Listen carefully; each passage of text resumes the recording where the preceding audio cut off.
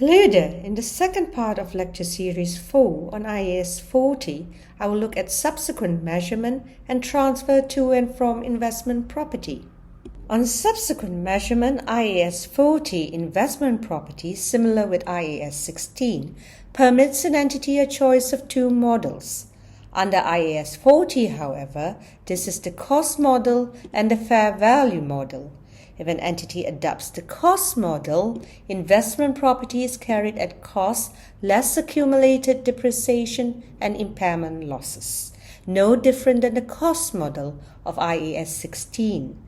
However, the fair value model is not the same as the revaluation model of IAS 16.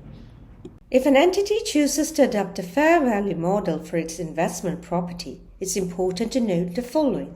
1. The entity should remeasure the investment property to fair value at each reporting date. 2. The changes in fair value should be recognized in the statement of profit or loss as either a fair value gain if fair value is higher than carrying value, or a fair value loss if fair value is lower than carrying value. Finally, as investment property is subject to annual remeasurement to fair value, no depreciation should be charged to the profit or loss. Please be reminded, if an entity chooses to adopt the fair value model, it would have to adopt this model for the entire class of investment property. However, in exceptional circumstances where it is impossible to measure the fair value of an individual investment property reliably, the entity should adopt the cost model for that particular investment property. Transfers to and from investment property is only permissible if there is a change in use. Situations this might occur are 1. Transfer from investment property to owner occupied. The fair value of the investment property at the date of change is used for subsequent accounting under IAS 16, property, plant and equipment. This would also be the case for a transfer from investment property to inventories, where the fair value of the investment property at the date of change is used for subsequent accounting under IAS 2 inventories. Where an item of property previously held under IAS 2 inventories is transferred to investment property and the entity has opted to adopt the fair value model under IAS 40, any changes in the carrying value arising from the remeasurement to fair value at the date of change is recognized in the profit or loss.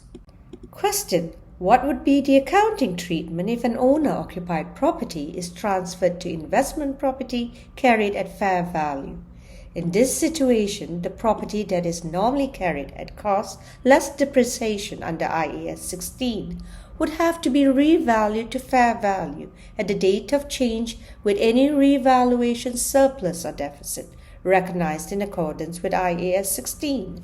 Subsequently, as the entity has opted to adopt the fair value model under IAS 40, the property will be subject to annual remeasurement to fair value with changes recognized in the profit or loss.